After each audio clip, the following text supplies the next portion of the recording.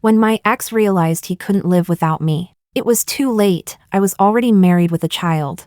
I once thought that 3 years would be enough to melt Marco's icy heart, but I failed. As his girlfriend, my presence was more like that of a nanny, determined to let go. I moved out of his mansion and blocked all his contacts. I left him only one message: the ring has rusted. So have we. Later, I heard people saying that the youngest CEO had gone mad, holding a ring every day and murmuring, "Our love hasn't rusted." Chapter 1. Marco never invited me to his birthday parties. He knew I would always show up looking impeccable, dressed to impress, with the kind of poise and smile that would make him proud in front of everyone. But that night, under the influence of alcohol, Marco treated me like a gift. His thin lips brushed against mine. He was even more irresistible than I had imagined. Amid the crowd's teasing cheers, Marco wrapped his arm around me and led me away. The moment the hotel room card slid into the slot, he pushed me against the wall impatiently. I responded mechanically,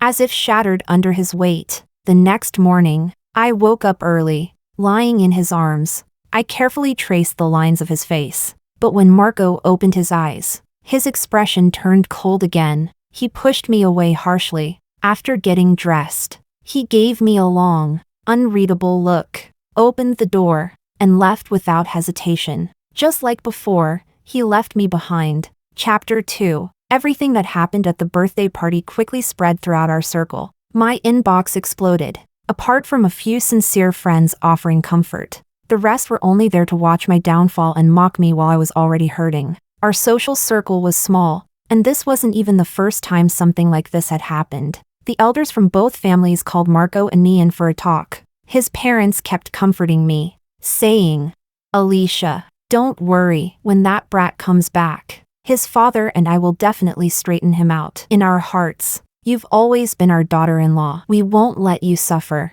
I forced a small smile. I knew Marco too well. He was far too proud. If he didn't want something, even breaking his legs wouldn't make him accept it. That day, Marco gave everyone in the room a loud, metaphorical slap in the face. He returned with a girl in his arms, a girl in a champagne-colored dress. She looked exactly the same as when I saw her 3 years ago. Marco and I had attended the same university abroad. We were both famous as second-generation rich kids. Back then, I used to drive all kinds of luxury cars just to chase after him. One afternoon, I stood under the blazing sun by the basketball court, watching him play. Then I saw Selena, wearing a white dress, walking across the court to hand him a bottle of water. Marco knew I was watching, yet he still took the bottle from Selena, glanced at me, and drank half of it in one go. I stormed over in anger and grabbed his arm, accidentally spilling water all over Selena. Marco seized me by the collar and ordered coldly,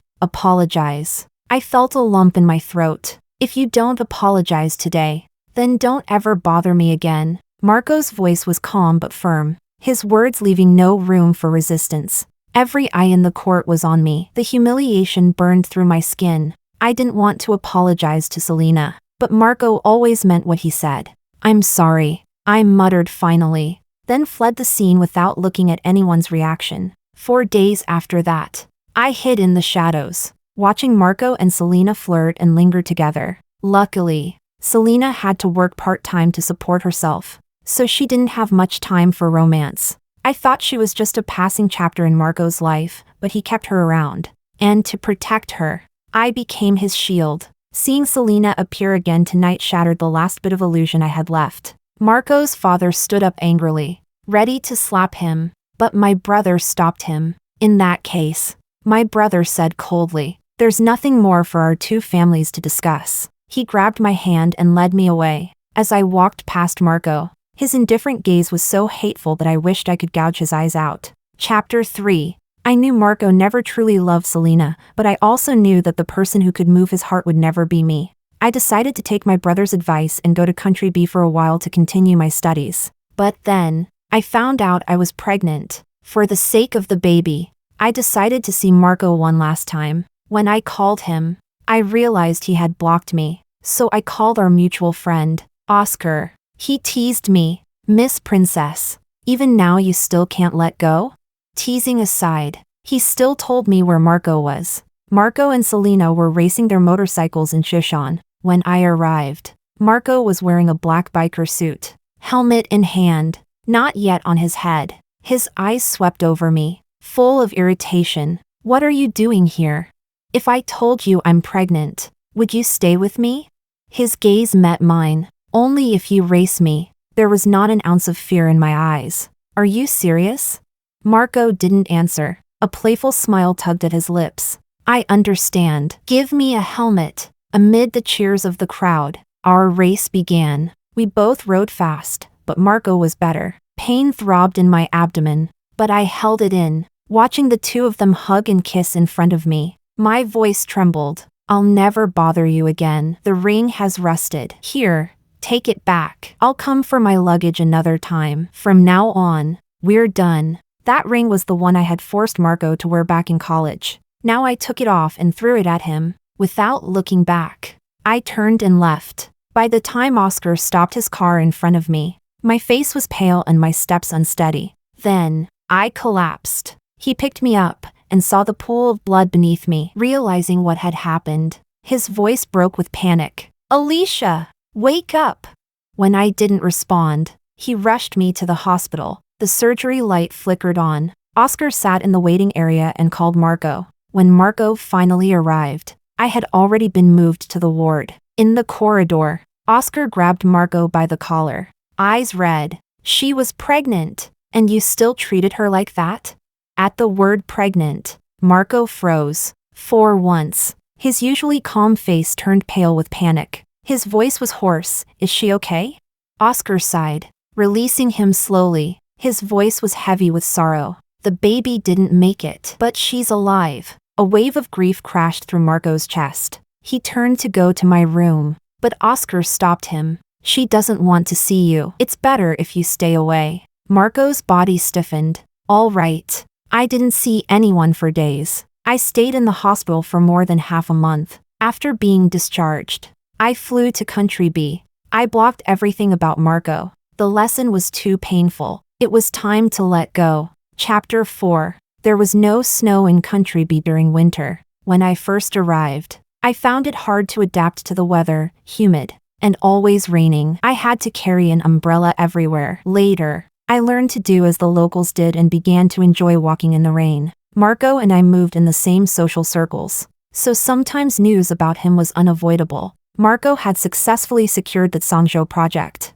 earning a conservative profit of 40 million. Now, he was a benchmark figure in our elite circle, much to the irritation of the idle young heirs around him. Selena was still by Marco's side, attending events with him, caring for him. The perfect couple. It drove his parents crazy, but they could do nothing about it. None of that had anything to do with me anymore. Recently, I had been busy preparing for my graduation project. I majored in directing, and I had found a fantastic male lead for my film. His name was Eric. He was an acting major, a year below me, and also the youngest son and one of the heirs of his family. The car stopped in front of the Hondens Manor. As I pushed open the door, the first thing I saw was someone completely unexpected. Marco sat on the sofa, surrounded by a crowd of people. Our eyes met. A flicker of surprise crossed mine, but I quickly looked away. You look beautiful tonight, Alicia. Eric handed me a glass of champagne,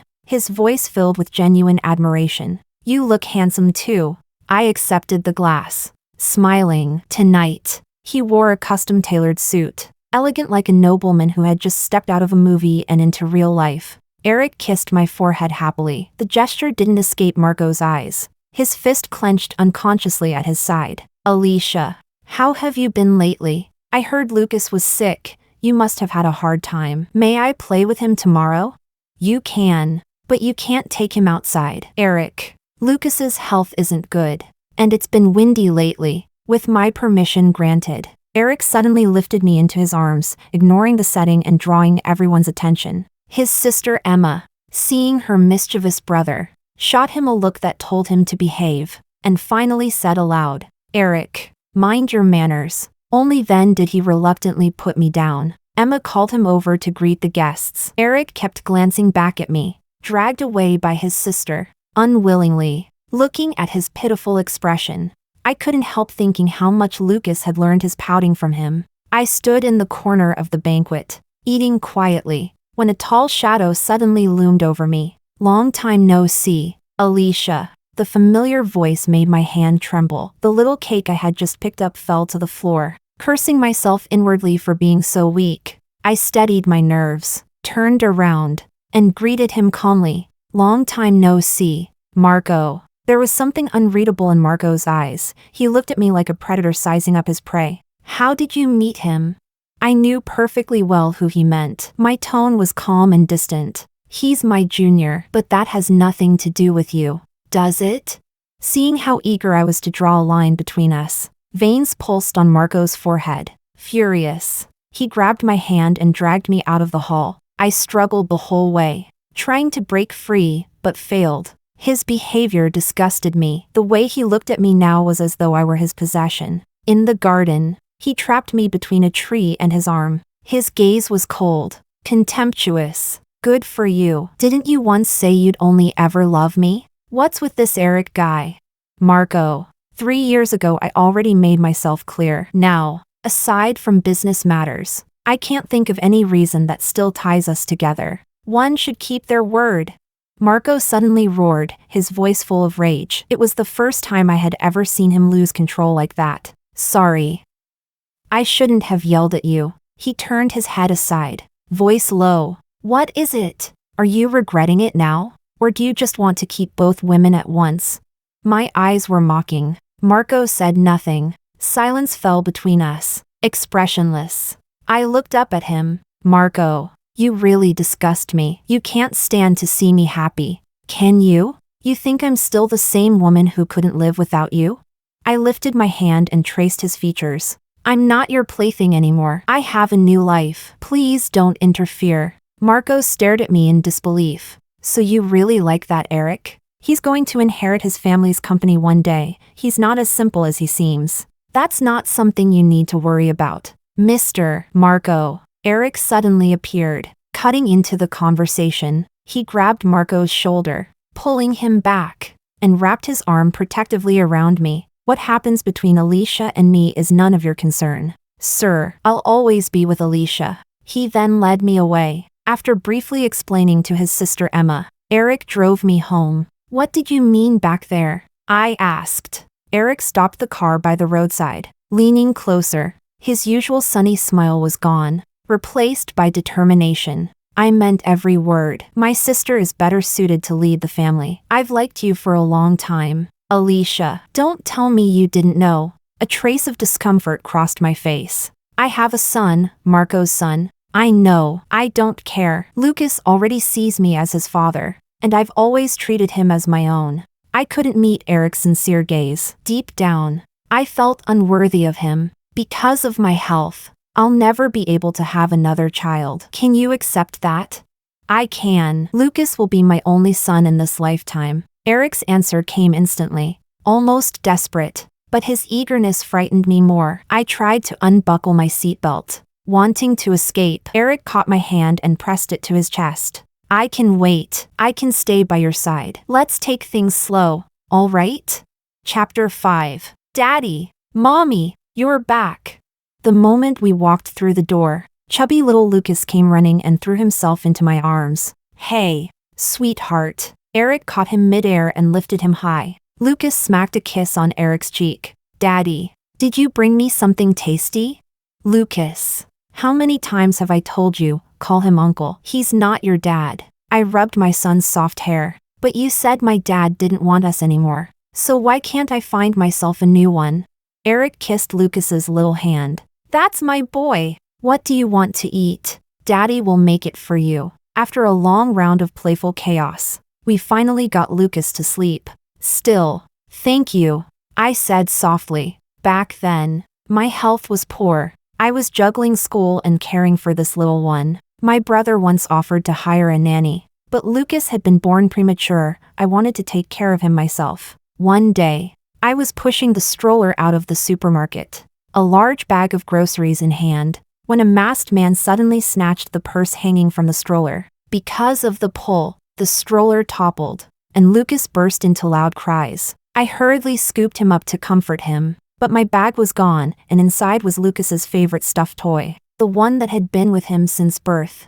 Frantic, I called out for help. Eric heard my voice and, without hesitation, chased after the thief. He didn't catch the man, but he managed to retrieve my bag. All the valuables were gone, yet the toy remained. After handing me the bag, Eric ran off before I could even ask his name. Later, when I was substituting for my professor's class, I met him again. He recognized me too. We gradually became close. He really was like a warm ray of sunlight, brightening my once dark world. But I couldn't afford to drag him into my mess. The next morning, I took Lucas shopping. As soon as we stepped out, we ran into Marco. I instinctively tried to hide Lucas behind me. Then Marco spoke. Don't bother hiding him. I know he's my son. You and Oscar didn't do a very good job covering it up. I covered Lucas's eyes and ears. So you're here to take my son away from me? Marco pulled out the ring I had thrown away years ago, resting it on his palm. The position of Mrs. Marco will always belong to you. Our child deserves a rightful name. His words nearly drove me mad. In your dreams. I grabbed my son's hand and walked past him quickly. But Marco didn't leave. His long strides followed us. Lucas looked up, curious. Mommy, that uncle's been following us. Who is he? I don't know. Let's just finish shopping and go home. Mommy will make something delicious for you. I quickened my pace, arms soon full of bags. My other hand held Lucas's tightly, already tiring. Let me help. The man behind us stepped forward and took the bags from my hands. I shot him a wary look. Marco sighed. You have a child to care for. Be careful. Lucas was at the age where he was endlessly mischievous, and lately the neighborhood hadn't been very safe. I reluctantly accepted Marco's help. I walked ahead holding Lucas's hand, while Marco followed behind with the bags. Soon, we reached home. The door opened from inside. It was Eric, back from class. It was Friday, our dinner together day. Eric first took Lucas's little hand, letting him run inside to play. Then he reached to take the bags from Marco, but Marco dodged him. What? Not inviting me in to sit for a bit? I stepped forward, ready to refuse, but Eric spoke before I could. Of course. Come in. He then gave me a reassuring look. Chapter 6. Marco looked around the room like he owned the place, his gaze sweeping over everything until it stopped in front of the photo wall. It was the photo wall that Eric and I had carefully made for Lucas. Each picture captured a precious moment, from his first baby tooth to his first steps. And now, to the mischievous little rascal he had become. Marco studied the photos intently. I scooped up Lucas, who was crawling all over the carpet. We played outside today. You're all dusty. Let's go take a bath. I'll help you, Marco offered. No need. It'll be quick. My refusal was firm. Marco said nothing more, continuing to stare at the photos. From the kitchen, Eric poked his head out after hearing the noise. No need. Mr. Marco, you must be tired. Please rest on the sofa. Dinner will be ready soon. The harmony between Eric and me was so natural that Marco couldn't find a place to fit in. He had no choice but to sit down and rest. Tonight, Eric had prepared a full table of dishes that Lucas and I both loved. As soon as Lucas was seated in his high chair, he started shouting excitedly. Daddy, Daddy, I want shrimp. Marco had just picked up a shrimp with his chopsticks when Eric came out of the kitchen with a small bowl of baby food. Lucas's meal also has shrimp today.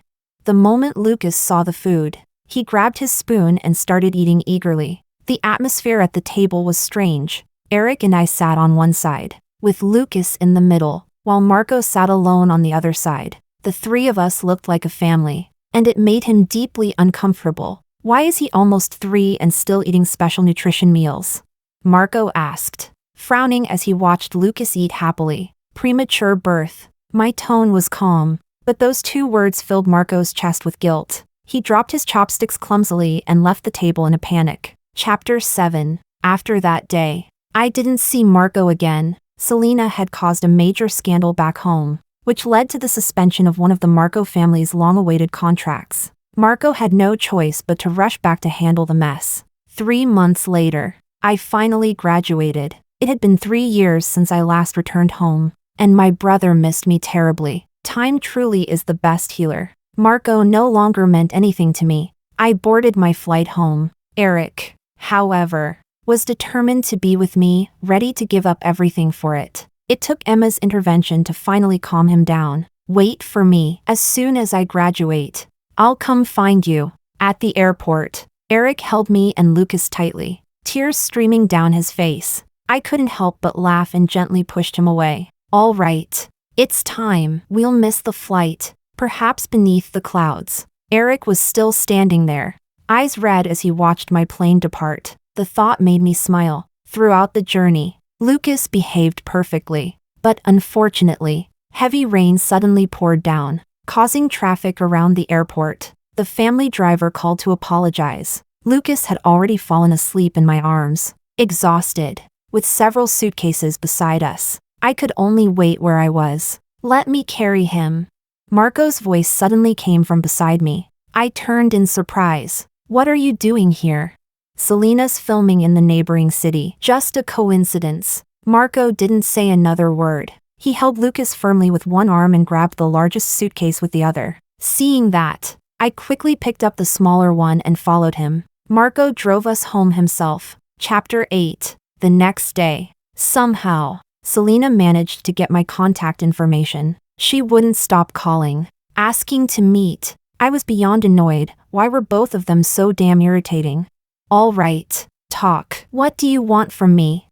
So you're back? You even brought the child with you. Impressive move. Selena was no longer the timid girl she used to be. Relax. I won't disturb you and Marco. And why should I relax? Her voice was laced with jealousy and bitterness. I'm about to marry Marco, and yet here you are, showing up with your son at such a delicate time, still clinging on. Huh? Do you really think having a child can tie a man down? Ha, that's ridiculous. You gave yourself to Marco back then, didn't you? And look how miserable that turned out. Take my advice, leave before you embarrass yourself again. After saying that, Selena gracefully lifted her cup and took a slow sip of coffee. You can always give him a child of your own. And by the way, this is my home country. Your request is a bit out of your league, don't you think?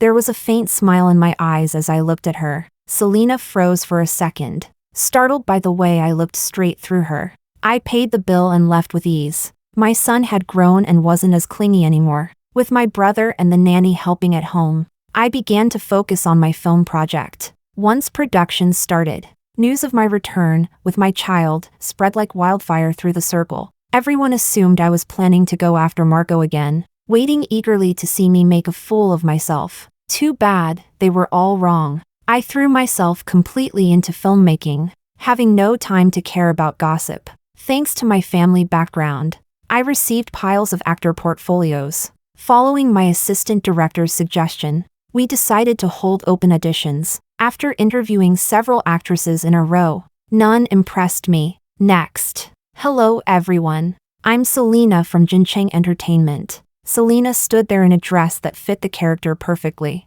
Introducing herself, the voice was familiar, keeping a professional tone. I said, "You may begin your performance." Selena bowed slightly, then started her audition. I had to admit, Selena had improved. Her acting was far better than before. But so what?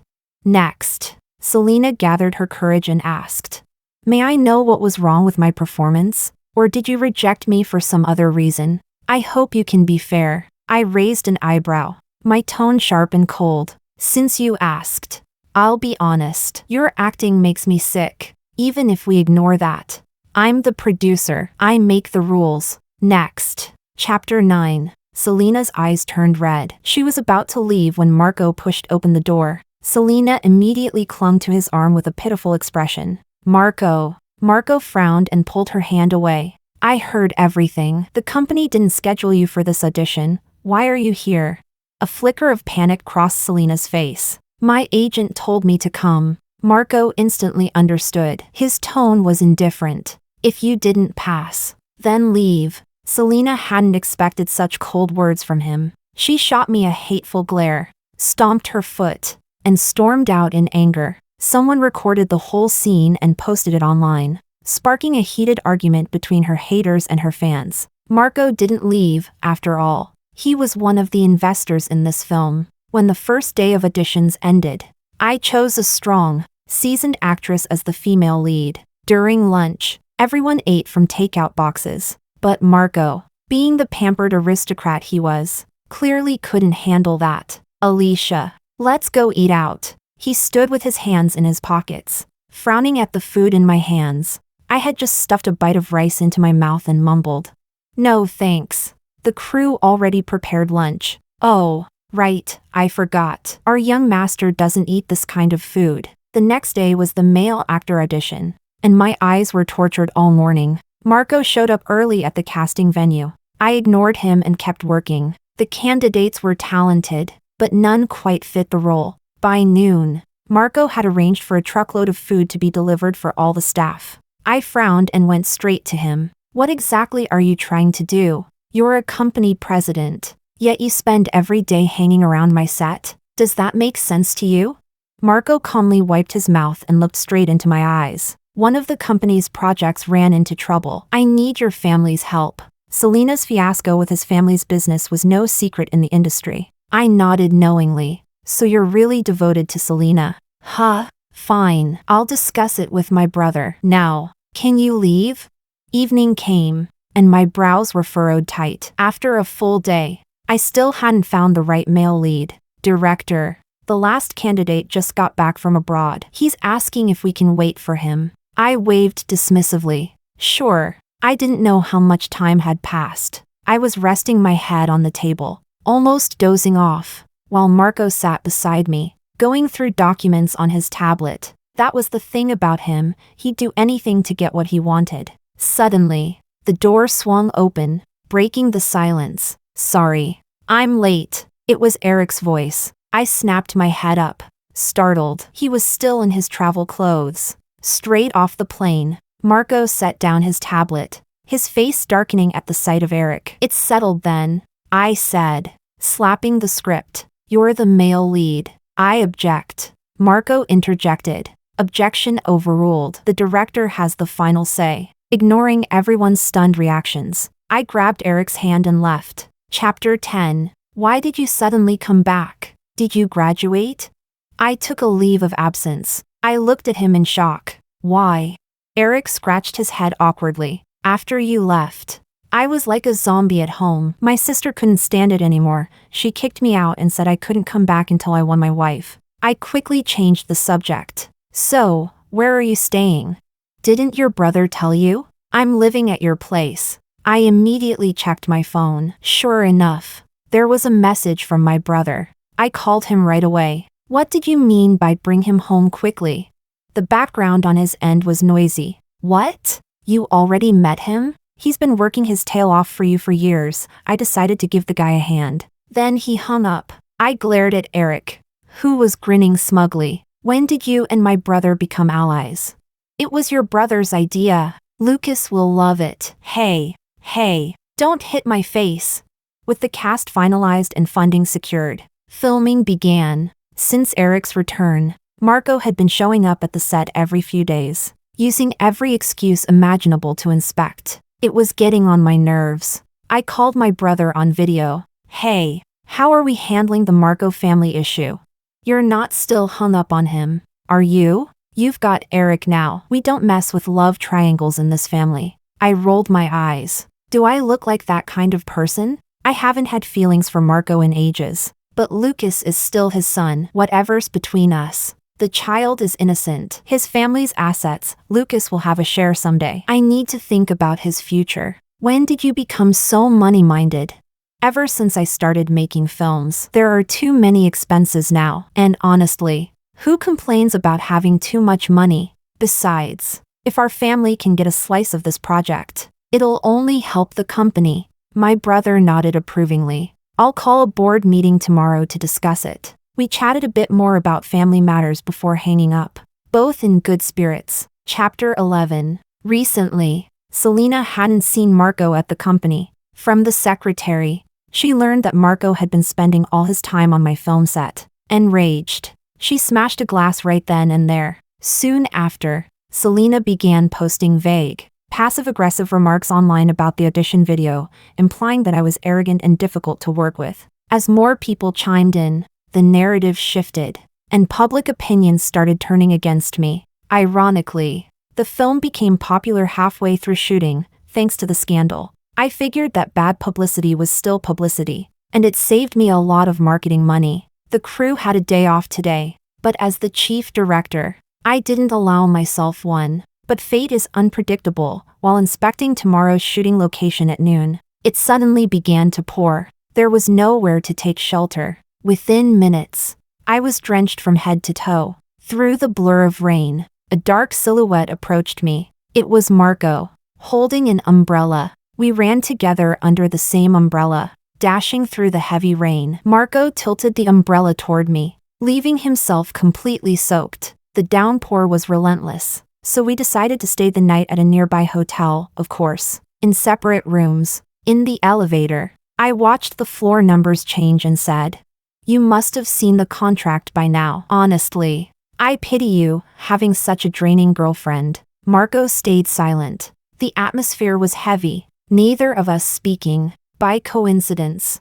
Selena's manager was also staying at that same hotel. When she spotted Marco and me entering together, she quickly hid behind a pillar. She memorized our floor number and secretly changed her room to the same level. That night, a series of urgent knocks woke me from my sleep. Peeking through the peephole, I saw Marco, dressed in a bathrobe. His face flushed unnaturally red. I hesitated to open the door, but the knocking continued. Fearing something was wrong, I finally unlocked it. Marco's tall frame collapsed forward. The moment he leaned close, I felt the burning heat radiating from his body. Touching his forehead confirmed it. He had a fever. I tried to get him up, but he was too heavy. I kept calling his name, and thankfully, he was at least semi-conscious. After the struggle, my robe had come loose. I hurriedly pulled him inside the room. Hidden in the shadows, Manager Chen secretly recorded everything on her phone. I tried physical cooling methods,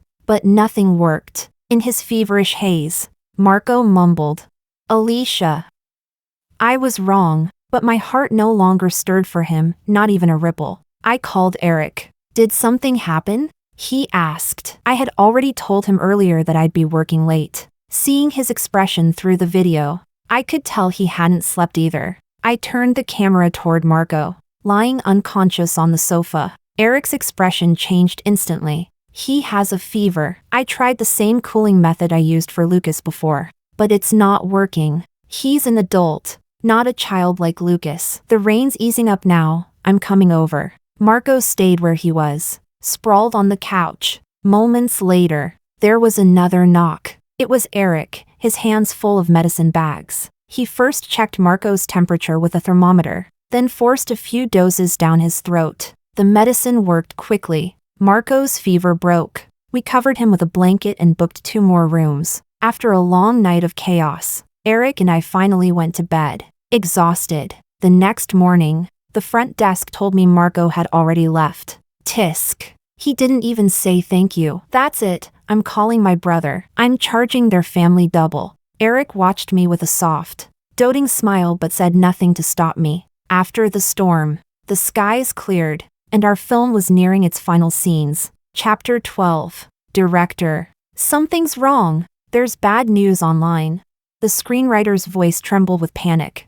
I opened Weibo and saw the hashtag Alicia Zasimp sitting at the top of the trending list. A gossip blogger had exposed every detail of my tangled past with Marco, claiming I was the homewrecker who destroyed his relationship with Selena. Now, the couple's fans were in full rage mode, attacking me everywhere online. No way. Even if she's rich, that doesn't mean she can ruin someone's relationship. Exactly. I'm standing up for Selena's love. With morals like that, how could her film possibly be any good? Boycott it. Under those comments, more and more people joined the mob. Before long, the official promo accounts for my movie were being maliciously reported across every platform. Then, someone leaked a photo of Marco in a bathrobe standing in my hotel room that night. I immediately switched into crisis management mode. First, stabilize public opinion, then talk solutions. I called Marco, but he didn't answer. Leaving the set in the care of my assistant director, I drove straight to his company. On the way, Eric called to comfort me. He was already investigating the matter. With my background, Entering Marco's company headquarters wasn't difficult. When I reached his floor, his secretary stopped me. "Miss, you can't go in. I have urgent business with Marco." "I'm sorry, but no." She looked uneasy but firm. "Then I'll wait." I sat down right outside the secretary's office. 3 hours later, Marco finally appeared. I'd been scrolling through the online chaos the whole time. It was getting worse by the minute. "Marco." I stepped forward to stop him, my tone urgent. "I'll handle this properly." "Marco, you're also an investor in this film. Can you show some accountability? I can't just stand by and watch people drag my work through the mud." We held an emergency PR meeting with his company's media team. When it was over, I rushed home. Lucas hadn't seen me in 2 days. He was crying hard in Eric's arms. That night, Eric handed me a folder. Inside was a full report detailing how Selena and her agent had orchestrated the smear campaign. I forwarded the file to Marco, but Selena's situation was complicated. She was an artist under one of Marco's subsidiary companies and bound by a performance clause, a bet-on agreement that made removing her difficult. After receiving the evidence, Marco stayed silent. "Wow, you really do care about her," I said coldly. Eric's family had long since moved overseas,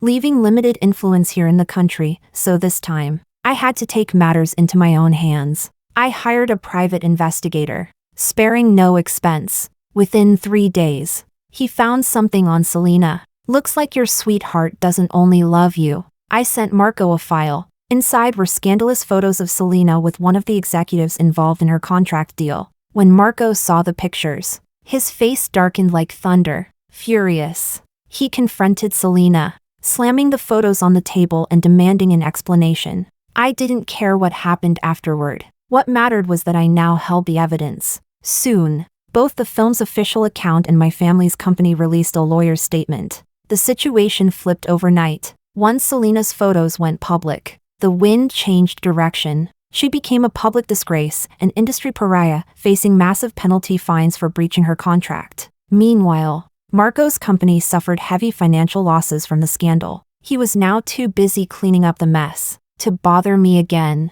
Chapter 13. Right now. The phrase "a blessing in disguise" describes me perfectly. Because of the earlier scandal, the film turned out to be a massive hit. Every day, I was busy promoting it and appearing on talk shows with the 2 lead actors. During one interview, the host asked Eric, "So, why did you decide to take this role?" With a serious expression, but eyes unconsciously glancing toward me, Eric replied, "Because of my girlfriend." I shot him an irritated look. Who announces their relationship on national TV right after confessing the night before? Did this man not care at all about his career? Soon, the internet dubbed us the sweet couple. Still, we made sure to protect Lucas's existence carefully. Neither Eric nor I wanted to invite unnecessary trouble. Chapter 14. After one successful project, I immediately threw myself into the next film. This time, the shoot was in the mountains, a risky location situated near a seismic fault line. Tremors were common, so everyone was extra cautious. Eric played the supporting male role this time, while the lead was a veteran actor. The scene we were filming today was set on the mountain outside the studio lot. In the afternoon, just 3 scenes in, I could already feel the ground trembling beneath my feet. It was an aftershock. At that moment, Eric and I were discussing a scene when I caught a faint smell of gunpowder. Marco happened to be there too. He'd been inspecting renovation work at the nearby film base. Of all the places, it had to be this one. How unlucky. Everything went dark. The air was thick with dust, dirt, and that acrid gunpowder smell. Eric and I were lucky. We were wedged safely between some rocks. Marco wasn't so fortunate. Half of his body was buried under debris, separated from us by a massive boulder. I could hear Eric's breathing, but he must have been hit in the head. After assuring me he was fine, he passed out. Marco's situation was worse. The smell of blood drifted from his side. When I reached out, my hand touched something warm and sticky. I realized it was blood. Fear coursed through me. My voice was weak and hoarse. "Marco, wake up. I don't want you dying in front of me. That's bad luck." No matter how much I provoked him, Marco didn't respond. Eventually, exhaustion overcame me, and I couldn't speak anymore. I could still feel the warm, thick blood seeping through my fingers, more and more of it. I held on until the rescuers arrived, then blacked out completely. Tragically, one of our crew members didn't survive the disaster. When I woke up again, Eric was sitting by my bedside, his arm in a cast. "Are you okay? How bad is it? Let me see." I reached to pull up his sleeve. Eric quickly caught my hand and gently pushed me back down. "I'm fine, rest." When news of the incident hit the internet, I gained a new nickname, Film Widow. People said I paid too high a price for my art. Soon, netizens began accusing me of being a blood-sucking capitalist. I opened a new social media account and posted a public apology video. I compensated the family of the deceased crew member and handwrote a 10,000-word letter of apology. Only then did public outrage start to calm. When my brother learned that Eric and I were injured, he took a night flight to see us. In the hospital room, he punched Eric. "You said you'd protect Alicia. This is your idea of protection?" It wasn't all Eric's fault. I interrupted quickly. "It was my negligence that caused this accident." My brother shot me a furious glare. "There's something off about this. That quake wasn't strong enough to cause a landslide." I told him about the smell of gunpowder. We immediately reported it to the police. Chapter 15. Today was the first time I gathered the courage to visit Marco. When I pushed open the hospital room door, Marco was sitting in a wheelchair, a blanket draped over his legs, gazing out the window. "You came," he said, turning his wheelchair toward me with a faint smile. "You." My eyes shifted toward his legs. Marco patted them lightly, unconcerned, his tone calm. "It's fine. I'm just crippled now. I'll have to rely on a cane for the rest of my life." Watching such a proud man reduced to this state, I couldn't help feeling a pang of sorrow in my heart. Chapter 16. Half a month later, the truth behind the earthquake and landslide was finally revealed. It was Selena's doing. Selena had been a top student in the Department of Physical Chemistry. After everything that had happened, she had become like a rat hiding in the sewers. Her hatred for Marco and me ran deep, bone deep. Using her looks, Selena managed to sneak into the film crew. She calculated the geological structure of the filming site and planted a small amount of explosives, so that even a mild tremor would trigger a landslide. In the end, Selena received the punishment she deserved. Chapter 17. After a 6-month hiatus, the film resumed production. During that time, Eric also completed his studies. I decided to finish what I started. One should never give up on their dreams so easily. During my darkest days, Eric had stayed by my side through it all. I wasn't alone. I still had my lover and my child. When I received the film festival invitation, my second movie, The Distant Horizon, had been nominated. When the cast and crew arrived at the venue, my heart felt like it was about to burst out of my chest. My palms were sweating uncontrollably. Nervously, I gripped the side of my gown and took a step forward. Eric reached out and caught my hand. He smiled softly, then bent down to lift the hem of my dress. I was so nervous I'd forgotten how long the gown was. "Slow down. Don't rush. I'm here." I took a deep breath and exhaled slowly. After steadying myself, I nodded at him. Together, we walked into the venue. The waiting felt endless. After listening to round after round of speeches and awards, finally, The Distant Horizon appeared on the big screen. Best Director and Best Actress. When the thank you speech ended, the host playfully teased, "I heard the director has some good news to share. Should we ask if it's true?" I lowered my head with a smile and raised my left hand. On my ring finger was a diamond ring. My gaze turned to Eric in the audience. The cameras captured everything. Under the spotlight, Eric smiled up at me. We received blessings from all over the internet.